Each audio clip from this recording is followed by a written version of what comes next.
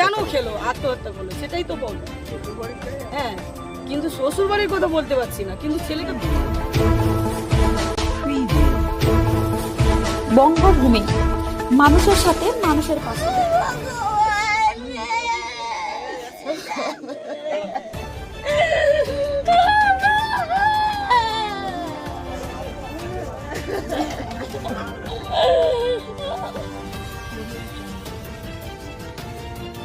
ঘরের ভেতর থেকে স্বামী ও স্ত্রীর মৃতদেহ উদ্ধার করল পুলিশ।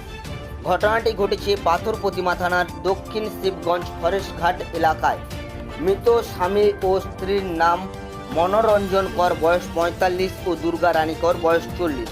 পুলিশ ও স্থানীয় সূত্রে জানা গিয়েছে, বৃহস্পতিবার সকালে এক মহিলা মনোরঞ্জনের চায়ের দোকানে চা খেতে যান। সেই সময় দোকান বন্ধ ছিল। দীর্ঘ সময় দোকান বন্ধ দেখে ওই মহিলা দরজা ফাঁক করতেই দেখতে পান মেঝেতে দুর্গা শুয়ে পড়ে রয়েছেন। খাটের ওপরে মনোরঞ্জন শুয়ে রয়েছেন। ডাকাডাকি করলেই দুজনের সাড়া শব্দ না পেয়ে তিনি প্রতিবেশীদের খবর দেন। খবর দেওয়া হয় পাথর প্রতিমা থানায়। পরে পুলিশ গিয়ে মৃতদেহটি উদ্ধার করে। স্থানীয় সূত্রে আরও জানা গিয়েছে, মনোরঞ্জনের এক ছেলে রয়েছে। অভাবের সংসারে কাজের তাগিদে তিনি গুজরাটে থাকেন। এখানে দুজনে একটি চায়ের দোকান চালান। দোকানের পেছনে স্বামী ও স্ত্রী থাকতেন। মনোরঞ্জনের ধার দেনায় জড়িয়ে পড়েছিলেন। তবে কিভাবে দুজনের মৃত্যু হলো তার তদন্ত শুরু করেছে পুলিশ। ওই ছেলেটাই ভালো খুব, ও এমন মানুষ নেই যে ওর নামে খারাপ কথা বলতে পারে। ও খুবই কেন খেলো, আত্মহত্যা করলো, সেটাই তো বলবে।